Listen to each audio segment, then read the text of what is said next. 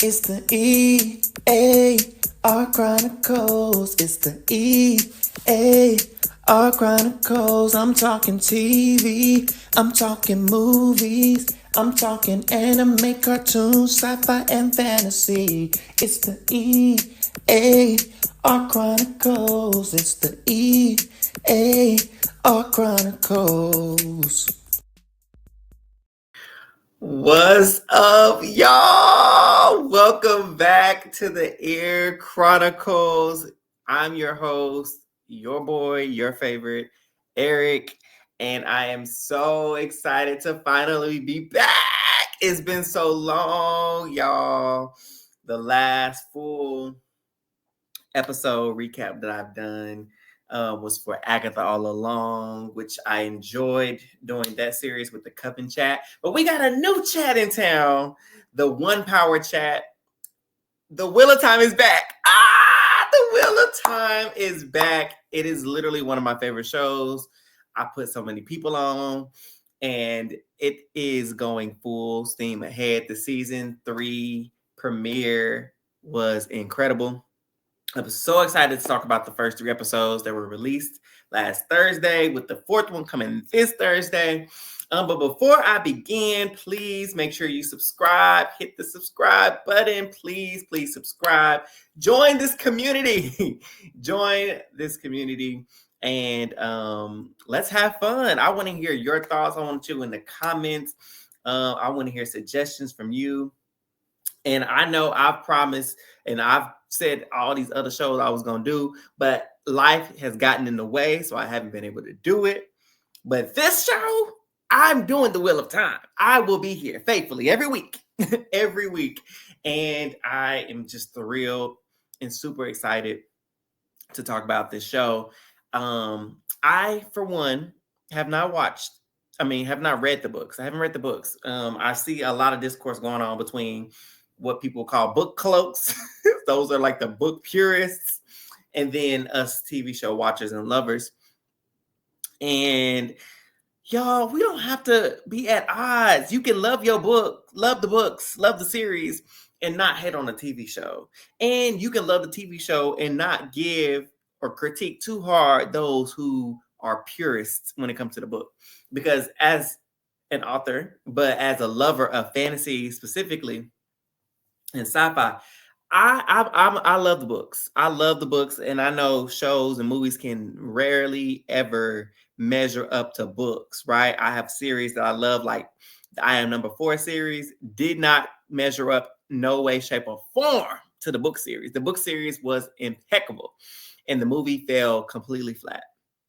We need a resurgence for that book, by the way, that series. And then Aragon, which I gotta make a separate video about Aragon.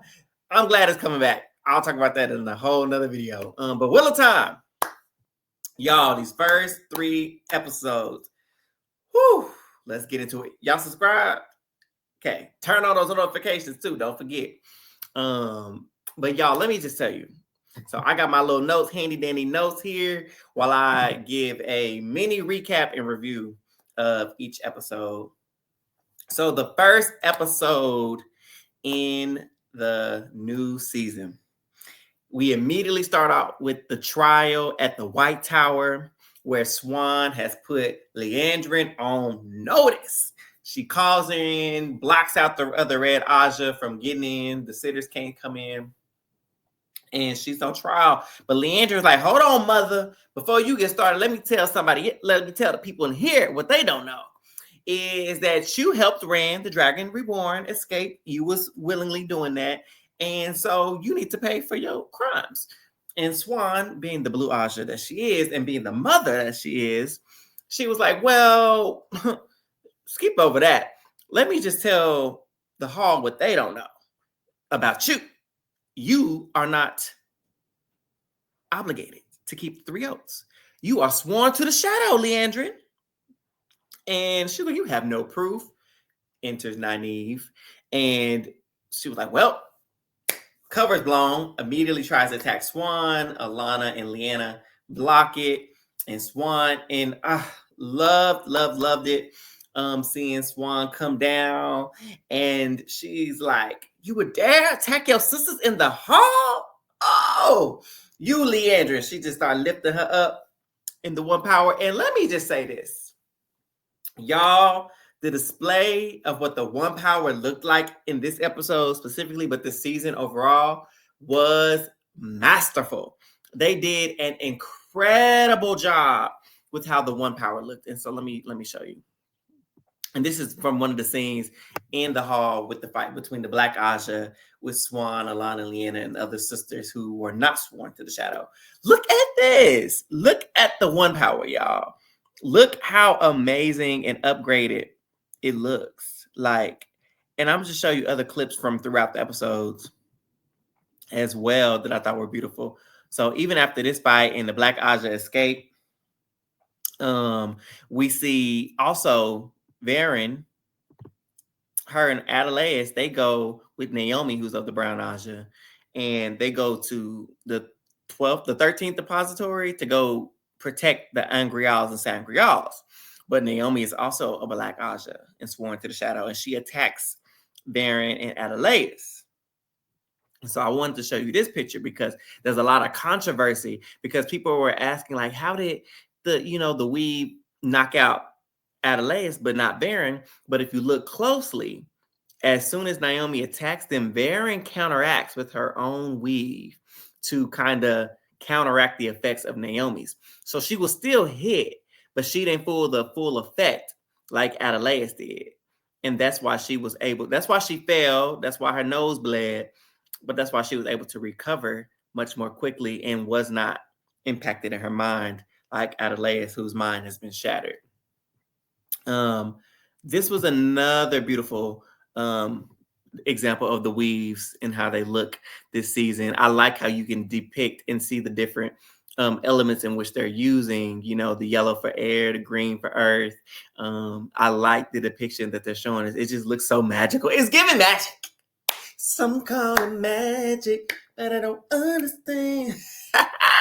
It's giving magic, and I love it. And in this scene particularly, after the Black Aja escaped, we see Swan telling everybody to split up. Not a good idea. Like, why were we splitting up? We just seen what they did together. Why would we split up, right? And so, and a lot of the warders got taken out by some other dark friends outside other Black Aja. And shout out to Tatsunama. I'm still working on these names. She stood up and she defended them against the dark friend Aja, but after that whole link with me that Leandra did with the Black Aja to escape, it blew everything up. So they down out in the streets, and Swan gets attacked by Joya and Amiko, and they have her shielded, but Swan breaking out like the baddie she is. Swan breaks out, but before she breaks out, Amiko was like, forget what Leandra wants. We got to take her out. So she tries to drop this big old bell and all these rocks on her, and they do fall, but they stop midair. And they're like, how's she doing it? She's still shielded. Our girl, Moraine, who quote unquote didn't care what was going on, but Moraine was there to stop the fall. And that's all Swan needed, was a little itty bitty moment of hesitation. And so she breaks out, claws her way out of the shielding, which I thought was beautiful. And she just goes and knocks Joya and Miko out.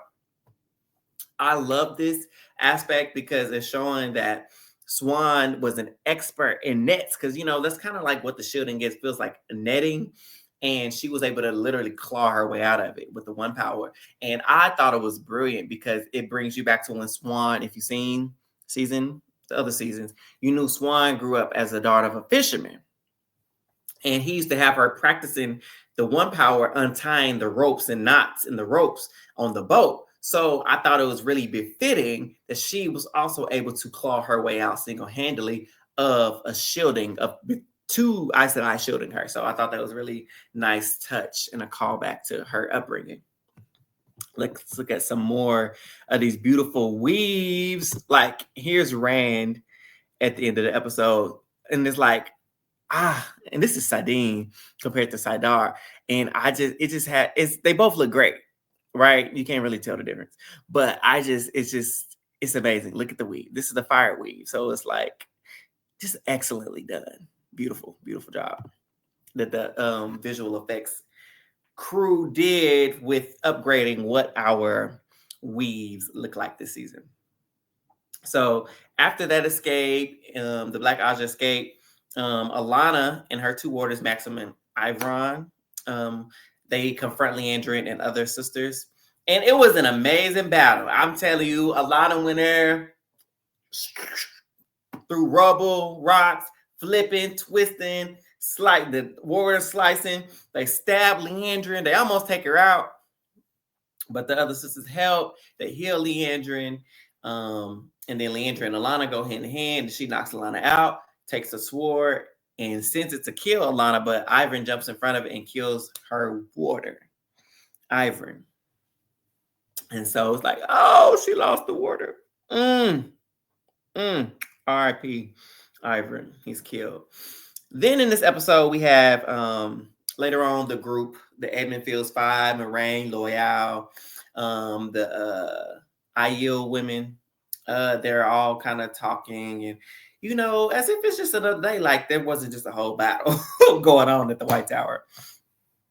But anyways, I think then the important, I'm going to try to keep to the important things that I thought were important, that I liked in terms of recapping, so we don't go too long. Egwene decides to go through the arches. That was her only request when it came to Swan, wanted her to stay. She's like, I ain't going back unless I go through the arches tonight. So they let her go through the arches. And in one of her arches visions, you know, inside the arch, she sees that she's the Emerald. Nice foreshadowing there. And that her, Elaine, and Nynaeve have to go and capture and cage Rand who has gone mad somewhere in the future. So I was like, oh, I know she ain't going to do that, but who knows if she will. So she come out, she passes, she gets her accepted ring, and she like, I'm going back to Rand. I ain't staying up in here. And then we also, so Swan has Elaine go back to her duties as a novice. And I'm like, this baby didn't help save the world, dang near. She done rescued the Dragon Reborn, healed him from the brink of death. She done helped rescue people from the Sanchan. And y'all got her back as Cinderella? Scrubbing floors? Our sis Elaine deserves better. She deserves better. One thing I forgot to mention too. Nynaeve, don't piss me off. Because she was in that battle, y'all, with the Black Aja with her hands out. I should have put the picture of that. Her hands out, baby, and couldn't contribute nothing. So she apparently still blocked, y'all. Forgot to mention that. Anyway, so Elaine is scrubbing floors. She's still Cinderella and still a novice. Then we see Lanfear appear. I love Lanfear. Her and Moraine have a conversation, pretty much like, we need Rand to go to Tyr because he needs to go get Calidor. And so he can defeat the Dark One. You know, we need that powerful Sangreal. He needs that in order to win this battle. And she's like, we need to get him there, so we need to work together. And the only way to get him there is if he doesn't take them friends. Because if he bring them friends, he gonna be distracted. He'll never do what he needs to do. And the only way to do that is if he feels like they're in danger. So they come up with this insidious plan. What it'll be, we don't know at the time, but we find out at the end of the episode. It's called, well, I find out based on from Twitter that it's called a bubble of evil. And so while they was all sleeping, Nynaeve was down there with Matt. He playing cards, and the cards start moving and jumping off the page. And then they start getting attacked. Everybody getting attacked at night. They getting woke up, and things is different Rands is appearing and stabbing and attacking. And they grabbing, you know, Matt is getting grabbed and snatched up. Nynaeve getting twisted and snatched up. Still no powers, can't help nothing. And I'm like, what is going on? Somebody help. And Moraine, and she's just sitting up there sipping her tea. Like, nope, she looking at land, nope, because he hear his baby girl, Nynaeve, in there cry, help, somebody help. And she's like, nope, we ain't doing it. But eventually, when Nynaeve started getting stabbed 11 times, he ran out there and helped. And Egwene realized it's the mirrors. And that's where this picture comes in, when Rand realizes and he unleashes the one power to break all the mirrors to stop the bubble of evil. Unfortunately, they come in. Moraine has to heal Nynaeve because that girl was getting stabbed to death. Nynaeve was on her way up out of here, baby. She was getting ready to meet the light.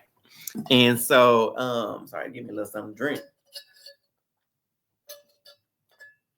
And it's juice, grape juice. Don't y'all get on here trying me either. Just in case. Just need to let y'all know that. It's grape juice, Welch's. So that happens, and then she realizes that something went right with that Nynaeve thing. So when her and Lanfear meet up, which confirms that they were in this together, which I love this duo. It's terrifying. Them together is terrifying, but more please. More please. I loved it. But she was like, I didn't send no great man to stab nobody. And when she told her it was a great man, she was kind of shook because she said there's only one Forsaken who can create those, or who does create them. And so Lanfear was, if you know you got Lanfear shook, and she's the most powerful woman for channeling Forsaken, something ain't right. And she was right to be shook because at the end of the episode, we got Miss softly from the shadows, Mogideon. And this ghastly scene, horrifying scene, this woman has some dark friend named Jasheen, and she has him wrapped up, sewed up in webs, right? And she's asking, do you want to be gray, Jasheen? Do you want to be gray? And he's not answering. She's like, answer the question, do you want to be gray? And she's freezing his blood with the one power. And she said, I'm not going to stop till you answer my question. Do you want to be gray, Jasheen? Do you want to be gray? No, ma'am, I don't, actually. No, I don't know nothing about that lifestyle. That's not me. No, I do not want to be gray.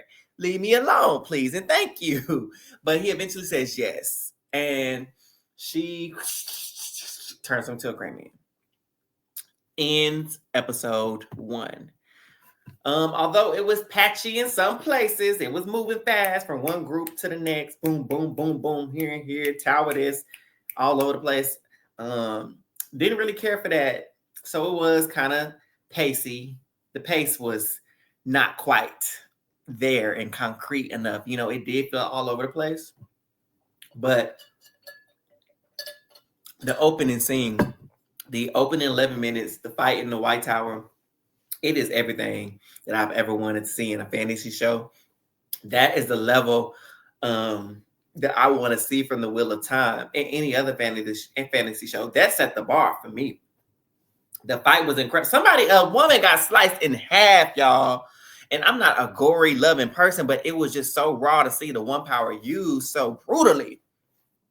And it was just a beautiful, you got women just whoosh, whoosh, they throwing slices, weaves of air. They fire, they blocking, they shielding, it was everything. So I'm going to give episode 1 an 8 out of 10. I thought it was brilliant. I loved it. Loved it, loved it, loved it. Episode 2, enter Queen Morghese. Right? Here's Queen Morghese. They start the episode, the cold opening, with a Cersei. She looked like Cersei to me because I was like, why she gotta look like Cersei? But a Game of Thrones-esque opening where we see her being crowned, the lion to the throne of Trakan. Y'all, again, my apologies for these names because I'm like, okay, the lion throne of Andor, there we go, of House Trakan. It's too much. She's the lion throne of Andor. That's all I know. She the queen, child. She the queen.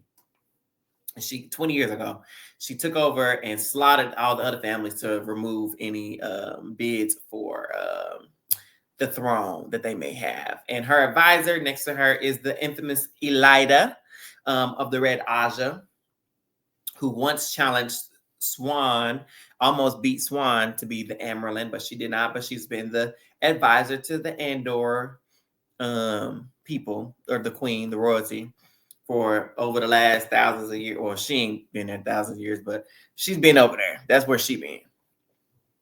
So she comes because she's worried about her daughter. She found out her daughter's missing, and she like, "What's up? Where my daughter at?" But before she can even do that,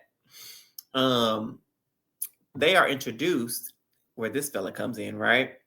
They're introduced, but before they come in, Swan was like, she gonna dress me as mother. Okay, because I'm still her mother. She came to the White Tower before. She know the procedure. She might not have passed all the way to become a full sister, but she know the rules. When you in this house, when you in the White Tower, you address me as mother. So attend you all. She comes. You come before the flame of Tar Balan, the watcher of the seals, the Amerlin seat. I love that intro, by the way, if you can tell. So as she's introducing the princes of Andor, Ghislaine and Galad, Leanne, the keeper, she's introducing these people. Then she goes, and Lord, she pauses, Gabriel. Here's Lord Gabriel. The pause, I was like, did she not like him? Why is she pausing like that? But anyway, she introduces him. Swan greets him ever so sweetly, more sweetly than Swan would ever greet somebody, by the way. Apparently he's the prince consort to Queen Morghese, and he's been with her for all these years or whatever. Or so he said. Or that's what we're told. And so they get the intro. Elida is introduced. And so, like I said, the queen, she is on a rant. She wants to know what was going on. Where did her daughter go? Elaine is reunited with her siblings. She also pauses before she speaks to Lord Gabriel, which is another concerning factor because it's like, if he been in your life since you was a child, how is it a child? What's going on? And it still didn't click for me. So I'm like, okay, whatever. So the brothers talk to their sister and they let her know what their mama's real plans are. And she's not here for it. She's like, I ain't going nowhere. I came here to be a full sister, a full Aes Sedai, and that is what I'm going to do. And she pretty much tells her mom, like, no, I'm not going. I thought she was going to sneak off and do it, go through the arches. But she basically told her mama, I will be the first full Aes Sedai queen of Andor, okay? I'm going to be here. You taught me how to take care of myself. Pretty much let me go. Like, I will be fine. I will accomplish this goal no matter what, no matter how scary it is. And I loved the little mother moment that they had. I loved it. But Queen Morghese and Elida know that Swan is up to something. They know that something terrible has happened because when Elida came into the hall, she noticed there were some damages that had been repaired, but she noticed the difference. And Morghese picked up on some things that Swan had said too. So they got their antennas flowing, trying to figure out what's going on. So after all that, oh, y'all, I was so happy. I have to tell y'all this in episode 2. Oh my goodness. Rima is back. She's back. And I was so happy to see her. I'm going to pull up the picture. I have to pull up the picture because I need y'all to see.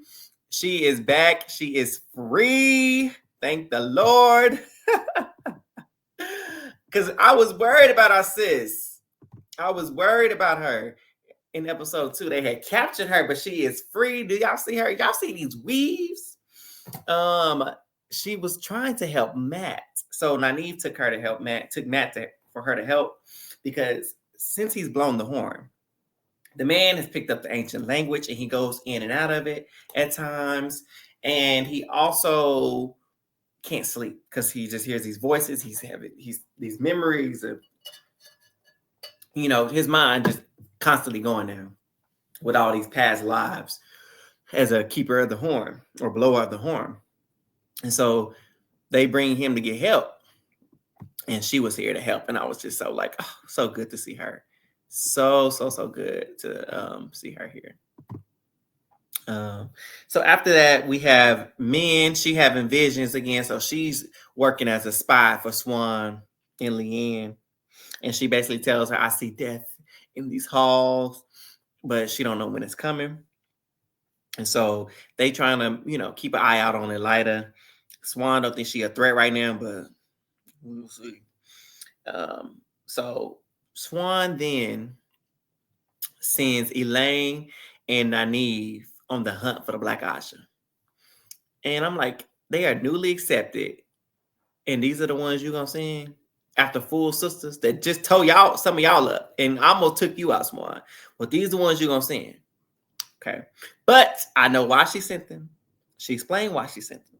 Because out of everybody in the tower, they are the only two that she knows that she can completely trust that are not sworn to the shadow. So it made sense why she sent them. And you know what? They was getting a detective on.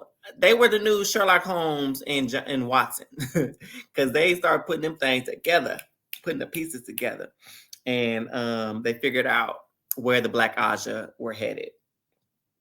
Then we have a scene with Swan and Matt, and I thought it was hilarious. And we got to see more of Swan's personality. Pretty much she was letting him know, put that horn down. Put it down and quit telling folks that you got it. Because if they find out that you got it, they're going to kill you. And then they can get it and blow it. So, matter of fact, just hand it to me. Just hand it over. And he did give it to her. But she had this really powerful and sweet moment with him about being a hero. He was like, I'm not a hero. I just do what needed to be done. And she said, well, you know what? My uncle, he ran into a burn and he died because he ran into a burning building trying to save these kids. He just did what needs to be done. And we found that a lot of the heroes that we know just did what they had to do. So what will you do, Matt, when the flames are high?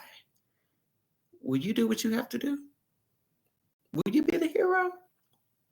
And so I thought it was a really nice, touching moment between those two.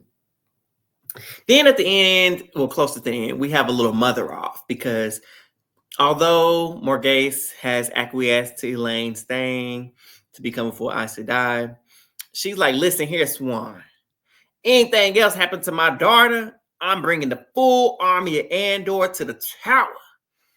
And I don't think you want to know what happens if I bring this army against the full, my full army against the White Tower. And Swan was like, no, I assure you, you do not want to know what it's going to be like. If you bring your army up in here against the White Tower, I guarantee you ain't going to want to know.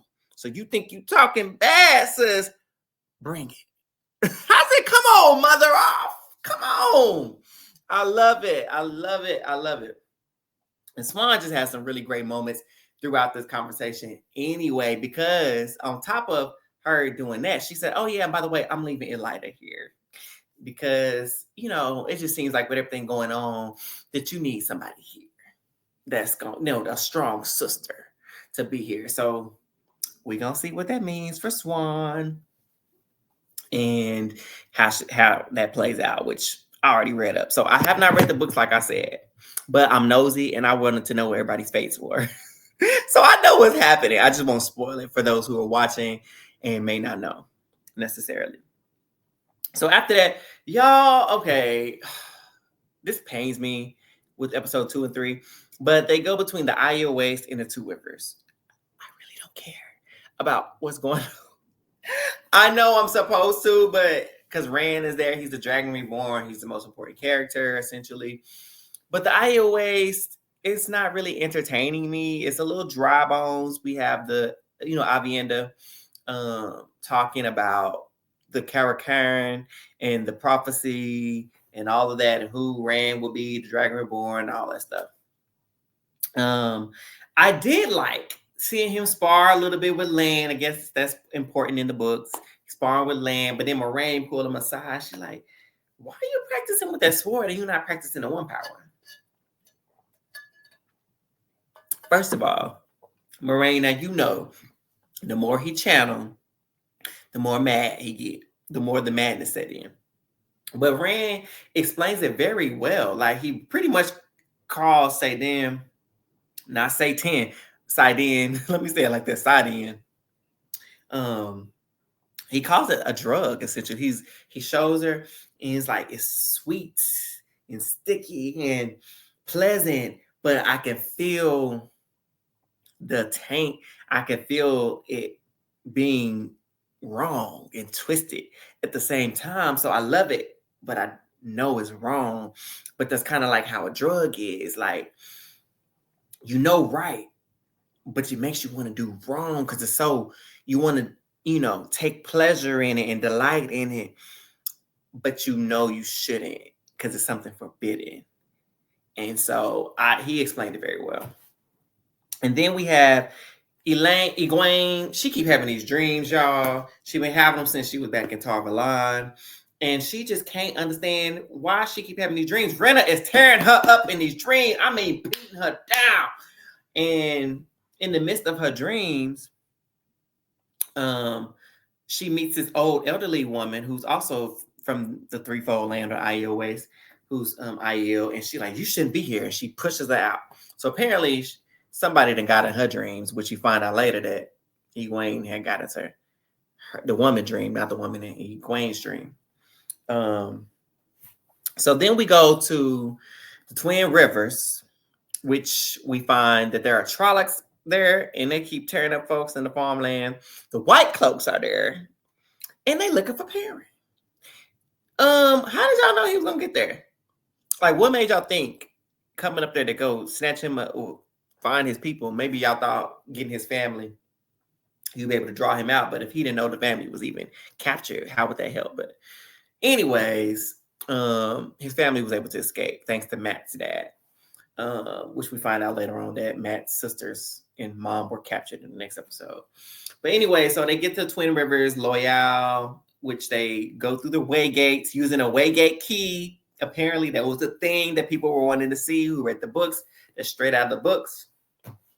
So they're in the Two Rivers, and they're looking for Perrin. Like I said, they want Perrin. But also, Alana is there. Why Alana is there? Don't know. Her and Maxima are there.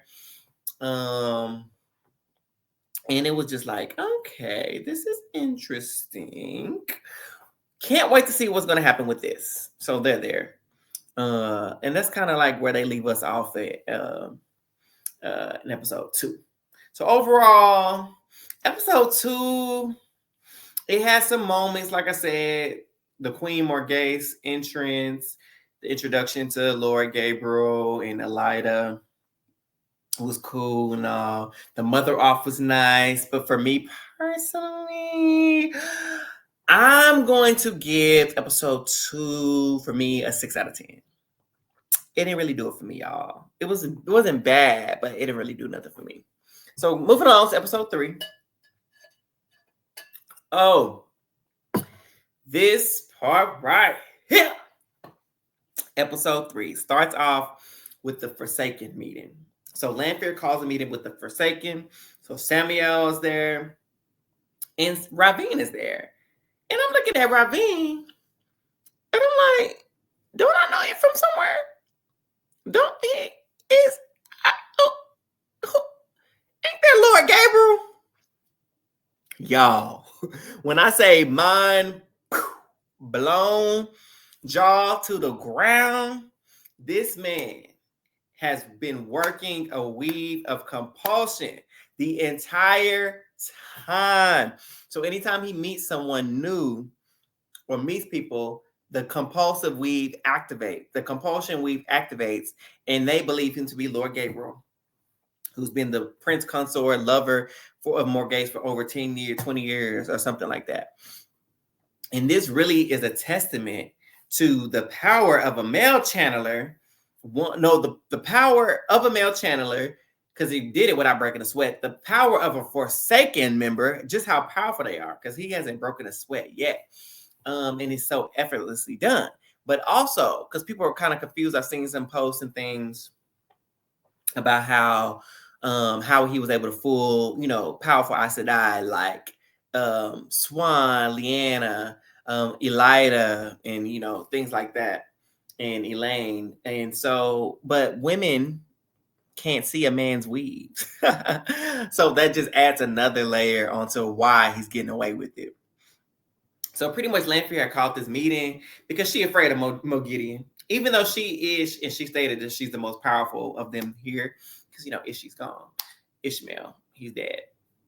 Or is he? Told y'all I read the books. I didn't read the books, but I read up on some things that happened in the book, so I kind of know where that's going.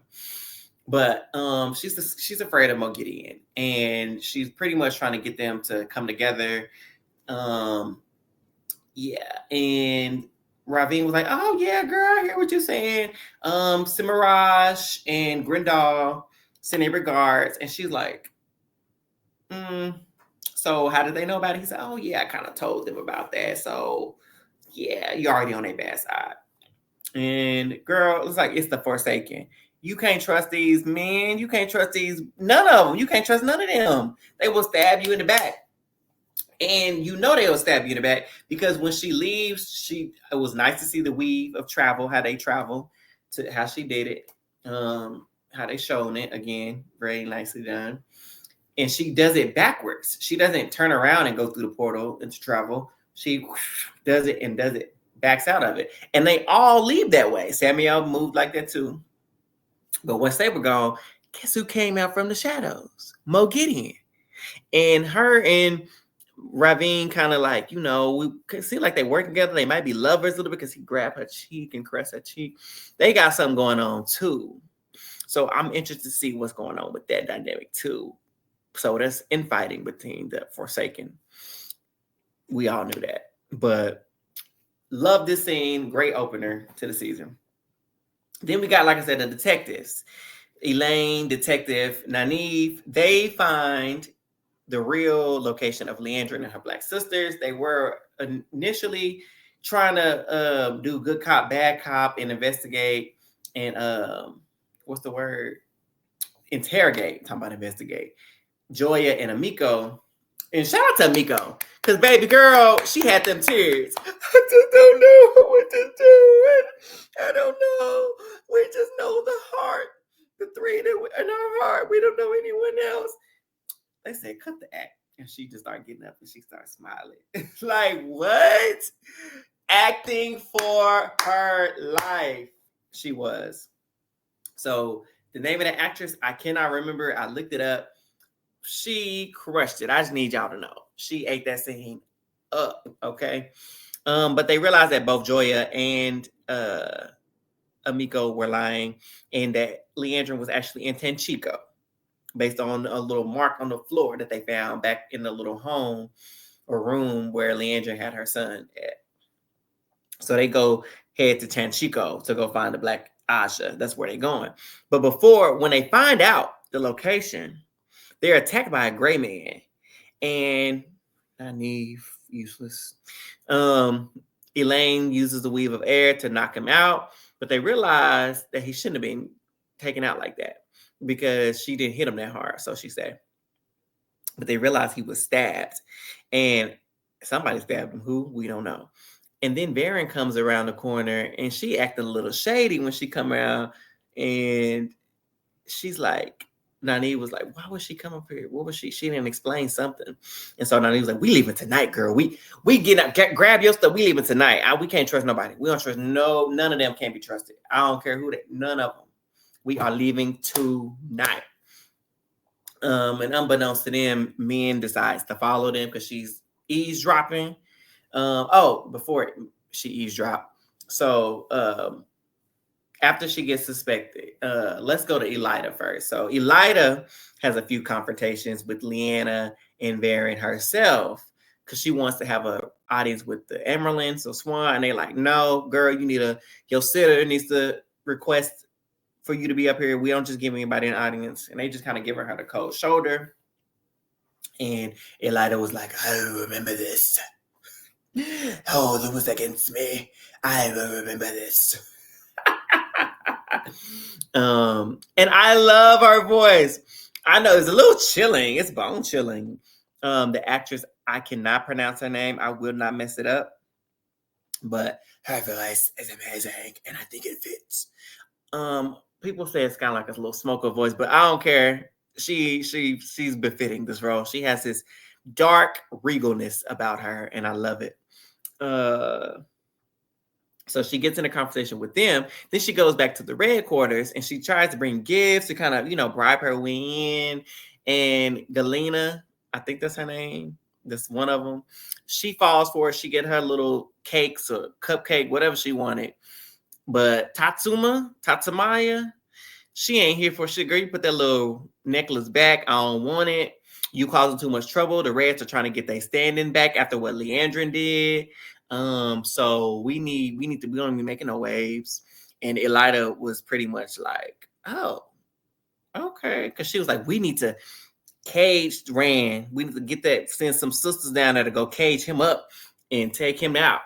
And she pretty much told her to hit the stove. Hit the dough. Not hit the stove. Hit the dough. Goodbye. She literally hit her hand out. Was like, you causing too much trouble. We ain't got time for your foolishness. The door. And came back to buy it a little bit later because Elida's smart and she played Swan. I'm like, oh, Lord, how she let herself get played like this. But anyway, and I'll come back to that part before I close. Then we see Matt's battle. So Matt and Nynaeve meet up. She tell him where they're going, which she wasn't supposed to do that, but she did anyway because she wanted to tell Matt and inform him she was leaving the White Tower because she was supposed to be helping him fix his mind, child, because his mind all messed up from that horn. And so, but he's like, I'm going wherever you going. And in the midst of that, the brothers, Ghislaine and Goliath, Elaine's brothers, they challenge him to do it. They've been bothering him all throughout the episode anyway. And he was not impressed with that little swordsman show they did earlier in front of all the novices, the women. And so he was basically like 2 marks each when I beat y'all with this little staff. And it was like, you crazy. Matt told him up. Parry, boom, boom, boom, flip, flip, flip, switch. Took them both out and tapped them both. Boom, boom, 2 marks each. Run them coins. Matt said, run them coins. He tapped into that, whether, I don't know if he did it intentionally or not, but he tapped into that horn. Some skilled fighters in the horn and told him up with that bow staff. And they was just shocked. They was like, ain't no in the world he just did that. Told y'all up. Now put some respect on his name. And so they started to head out, catch that boat to Tanchico. And that's when I said, man, she was following them. And so she gonna be headed out with them, apparently. She gonna sneak out. But then we go back to the Aiel Waste, y'all. And in the Aiel Waste, Egwene gets some more clarity about her dreams because when I told you they meet up with the old lady, the old Aiel woman that was in her dream, they end up running into a group of them. And so they start headed to Ruidian and to go do something that's important. There's a ritual or something that he needs to do, a ceremony that Rand needs to do in order for them to believe that he's the Karakan or Karakan or whatever it is. But she was like, the old lady, where you get them bruises from on Egwene? She said, from my dream, from the woman who I killed, that's dead. And the lady was like, if you got bruises, baby, and whoever's doing this in your dream, they're not dead, baby. They're alive. And we know, Egwene know, that Rena is dead. So how is Rena in these dreams tearing her up? Y'all, the makeup team did such an amazing job. Because I did not notice that was Lanfear the whole time. Did y'all catch that? Did y'all realize that? Lanfear has been torturing this woman in her dreams, making her believe Rena is still alive. This has been Lanfear all along. It was Lanfear all along. I might need to put that video in there, put that on Twitter and see what it do. Because that is too funny. It was Lanfear all along. And even then, when Lanfear was meeting with Rand, because she was meeting with him and telling him, oh, I know how to break my oath. She had a short little haircut too. Like, Egwene got her little short haircut. And so she was pretty much like, yeah, I know how to break my dark oaths. I'm just so sad. Playing the part up. And he just falling for, how can I help you? And she said, well, Kalendor is the male Sangreal, but there's a female equivalent. If we can get a hold of that, then we can defeat the Dark One and I can get out of my oaths. And he's so wrapped up, twisted up in Lanfear, want her so bad that he willing to do whatever she needs to do to find that so they could help her break her oaths and defeat the Dark One.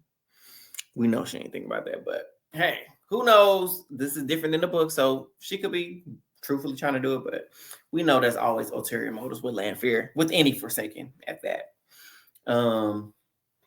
So that happens. We get back to the Two Rivers, which not my favorite storyline. But I love me some Alana. So it was heartbreaking because Alana and Maxim are not speaking. They are not on good terms. They just lost Ivan and he blames her. He's like, you won't master bond and you don't even love him. You don't even feel nothing. You empty. And she's like, I don't have anything to give because I was drowning in your grief. I'm drowning in your grief. So I have to be the strong one. We can't both be falling apart. The last battle is upon us. Black Aja are everywhere. The Forsaken are loose. We both can't be, upended by grief. And so they're at odds. Bless their hearts. I hope they can come back from this. Because obviously Alana's one of my favorites. I spoke to Priyanka. Please, I hope I'm saying your name right. But I spoke to the actress and I let her know, like, you are playing Alana beautifully. Like, you are doing such an amazing job bringing this character to life because based on the books, Alana is not this great character, right? A lot of people do not care for Alana, but you have done so well. So I'm speaking to her directly. You have done so well with this character that she is easily a lot of people's faves. Like when I put my brother on to this show, he was like, who is she? Because I like her. And season 3 wasn't even out. We were just on season 1. And I concur. Alana is amazing and we love her. This is Alana Stan channel. Okay, we stand Alana here. And then so we also have Perrin. He calls a meeting with the Two River folks, pretty much like, hey, I'll turn myself in. Don't y'all worry. But then people are like, no, we ain't turning you in. I believe it was Egwene's mama. She's like, no, we ain't turning our own people in. We gonna lose our integrity. So we turn you in. And then what? The trial is coming to tear us up. The white clothes don't do, And so we're not letting you turn yourself in. And this is where he meets a key character named Fail. I don't know who she is. A lot of people seem to don't like her. I don't know what she did to y'all in the books, but baby girl, you got some work to do because people don't like you. And I've yet to discover why. So Perrin still wants to go save Matt's sister and mom, which I understand because it's his best friend. But now the town people are behind him. Like they sticking with him, they sticking beside him. It was one man to try to speak up, and that other lady was like, "Shut up, because you the main one. You the last one. Don't need to talk about nobody." I loved it. They really stood up for him. That Two Rivers bond go deep. So I'm interested to see what's going. I want some fighting. It's time for them Trollocs. Let's fight these Trollocs. Let's get them up out of here. So I'm interested to see where this storyline goes. Then we get to Tanchico, our last storyline. Leandra and the Black Aja are in Tanchico. They dressed out. They punk rock. And Leandra got a blowout. Naomi got braids, mohawk. They looking good. And so they go to Tanchico. They interrupt this child bride wedding thingamajig because apparently Leandra was also a child bride. And the man took her and kept her locked up in the basement and made, pretty much, raped her or whatever and had her locked down in the basement. And that's where she had her child. And so I felt so much empathy in that moment, in this scene, like with her when she saved the little girl from getting married and killed all the people and ripped out his heart. Cause she was like, "Oh, you the same man? You from the same lineage of the man that did this to me, and y'all still doing it." So she rips out his heart, and she lets the other Aes Sedai tear up everybody else that was in that room and kill all of them.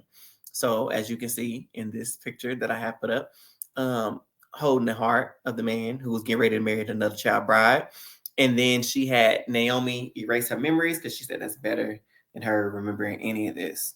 But I recall a scene. I wish I would have put it up here from season 2 when Nynaeve was still learning. She was still a novice and learning to, control her one power, which she's yet to do. But Leandrin was kind of telling her to use her anger, that it was okay to channel and be angry. Because she said, they'll try to tell you there's only one way to channel as an Aes Sedai, and they're wrong. That's not true. There's more than one way to do it. And so I thought it was an excellent way. And so I'm going to pull it up if I can find it really quickly, because I think it is important to notice and remember some of the things. It's a callback, because it was like, oh my God, this scene from this season meant so much more. It was so much more powerful. So I'm going to turn it up. About silt. We're here to learn. Not about silt or swords, but about power. I want to see you become so powerful that no man, no woman will ever be able to take that away from you. Not even me. So that scene from season 2, oh my God, no man, no woman, not even me. I want you to be so powerful that nobody could take that away from you. How much more sense does that make, knowing that her power was taken from her in the sense that she was a child, had to marry this slimy, nasty pedophile of a man, and endure all this abuse and misuse and and just traumatic, and so she didn't have her power then, and it was taken from her. And so she was trying to tell Nynaeve back then, you may not like me, but I want you to unlock your full potential. And even Nynaeve and Elaine, when they were searching for her, looking for her location, Elaine was like, you missed it. You liked her, didn't you? You liked Leandrin. And Nynaeve did, because Leandrin represented something a little different. Leandrin she was real about what she stood for the most part. And she was more honest-ish than a lot of the other Aes Sedai. And she was more forthcoming, and she really pushed her. And it felt like she saw who she was. And so she kind of had she didn't love Leandrin, but she respected Leandrin.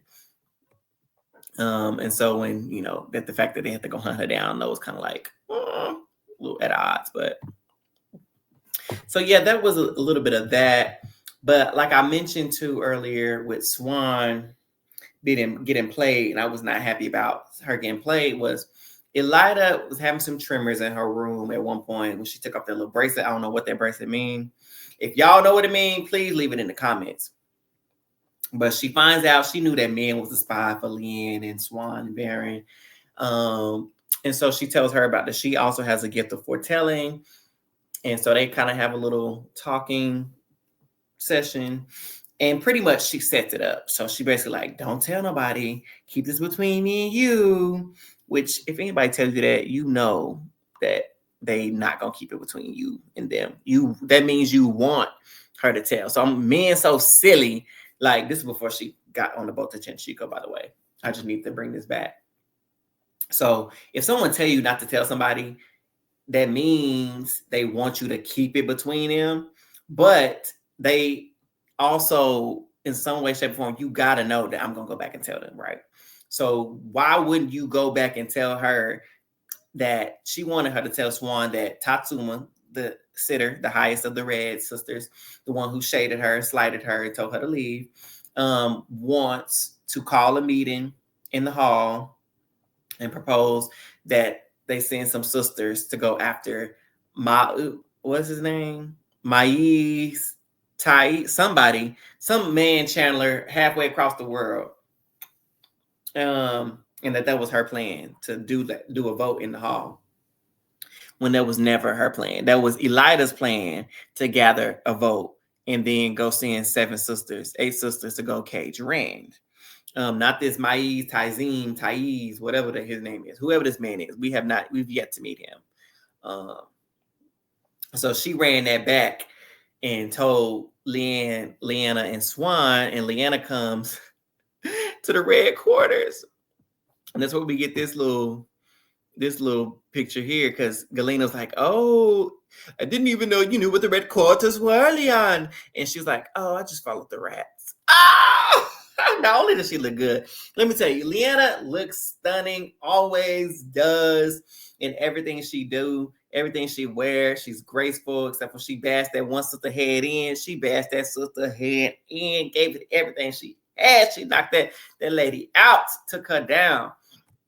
But she always, everything else she does with grace, and she looks amazing and stunning doing it. So in that moment, she went to the Reds to let Tatsuma know that she's been called, that her plan to go make a vote. Sure, you ain't got to worry about it. Mother already going to send you and 7 sisters, gather them and head across the world. Boop. So Swan thinks she's intercepting the plan from the Reds, from Tatsuma, because she's the leader. But it was really Elida setting her up for her to get sent out. Because then she was like, well, now we need someone to take her place. Someone to sit there. Who could it be? Someone with some experience. Me, clearly, we looking at her. So she going to be the highest. And we know that's going to lead to some friction for sure. So I'm excited to see where that heads. But back in Tenchiko, we see Leandrin and Naomi in a room. They're talking, and Naomi has this bangle, one of the items that they stole from the 13th depository, one of the sangrials. And she's like, I'm looking at it, I'm studying this, and it's familiar, but I'm just not, it's so much older than the ones that the Shanchain used for the Domame. And that's when Leandra was like, because this one is not for a woman. That is used to cage a male channeler. And she's like, a male Domame? Yes. So their plan is to cage Rand al'Thor, the Dragon Reborn. And guess who's sitting over there acting like a servant in black? Sitting there mixing drinks and putting stuff on the plates, cleaning up. All over here, all like this, wrapped up in black, just listening to what they got going on. She walk out, softly from the shadow. Lord, Mo Gideon is in Tenchiko.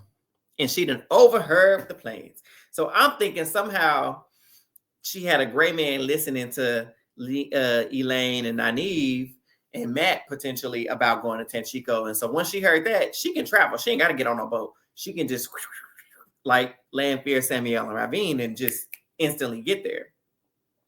So she already there and then found Leandra and know what their plans is. And that's kind of where they leave us off with Mo Gideon leaving, saying softly from the shadows.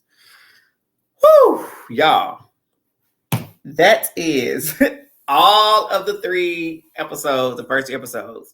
That is, this episode was much better than 2, in my opinion. Still a little bit draggy in some instances, but the Forsaken meeting, I enjoyed some of the humor scenes in there. I enjoyed like the whole, I followed the rats. Tatsuma telling Elida, girl, bye, you next. And then obviously seeing Alana again was a plus. But the whole Leandrin and the Black Aja and Tenchiko, and what it represented for Leandra's story, although apparently she's not like that in the books, but who cares? Not a fan of Leandrin, but I see her better. I see and understand her character a little bit better after this storyline. So I enjoyed it, and I thought this was a really well done episode.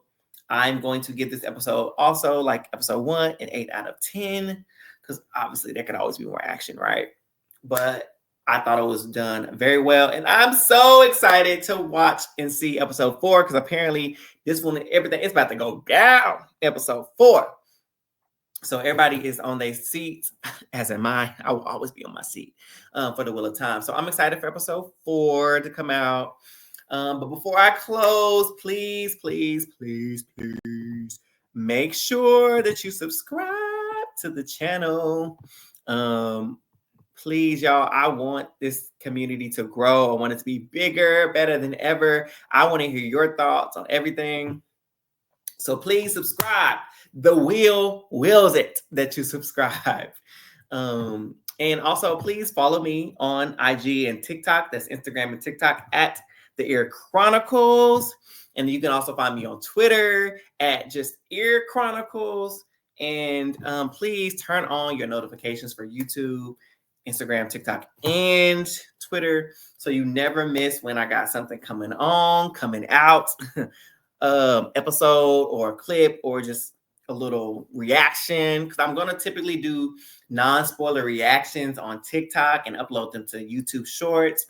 But my full recap, reviews, and reactions will always be in this format here on my channel under the One Power Chat.